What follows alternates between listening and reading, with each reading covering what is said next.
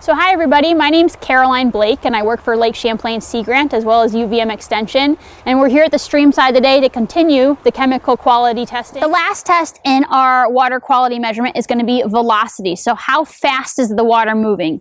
You're going to need 3 pieces of equipment and preferably at least 2 people. So you're going to need the rope to tell you how far apart to be.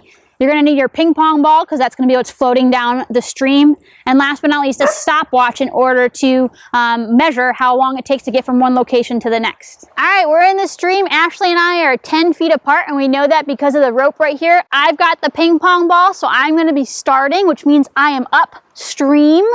And this ping pong ball is going to float downstream towards Ashley, and she's going to be recording this the entire time.